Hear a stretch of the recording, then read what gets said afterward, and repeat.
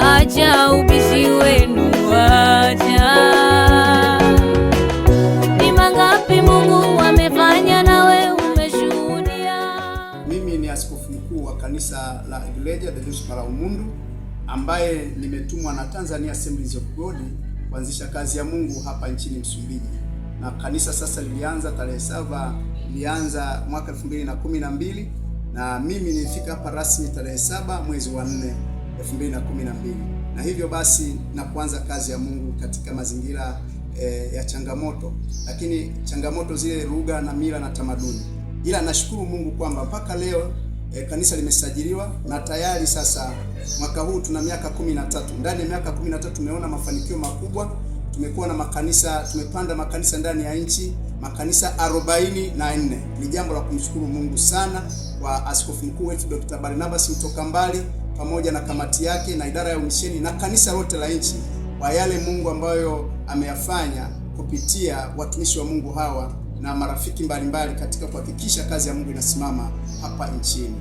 Na tumekuwa na hatua nyingine kubwa zaidi ya kwamba kile ambacho Bwana ametufanya ni kwamba sasa kanisa limeongezeka, lipo katika majimbo yapatayo 6. Tuko Cabo Delgado, tuko Nampula, tuko Lishinga, tuko Zambezia, tuko Maputo na tuko jimbo linaitwa Gaza. Na katika haya makanisa yote ambayo yamepandwa na kanisa letu zuri la Iglesia de Deus para o Mundo, tumemwona Bwana akiokoa watu, akijaza watu Roho Mtakatifu na miujiza mingi imefanyika. Kanisa limekuwa baraka katika taifa letu na hapa Msumbiji. Kwa hiyo tuliweka mipango uongozi wa kitaifa ya kwamba sasa tunahitaji kugawa majimbo, na sasa tumegawa majimbo mawili. Jimbo la Kati Kusini ambalo linaongozwa na Askofu Zakaria na jimbo la Kaskazini linaongozwa na Martha Mohamed Mkama. Lakini ndani ya hayo majimbo mawili tayari tumeunda section 5. Section ya kwanza, section ya Kaskazini ambayo inaongozwa na mwangalizi Gerardo, anaitwa Gerardo, Pastor Gerardo. Section ya Kusini inaongozwa na Guevas Kiasi, pastor ambaye anaongoza kanisa pale Shuiba.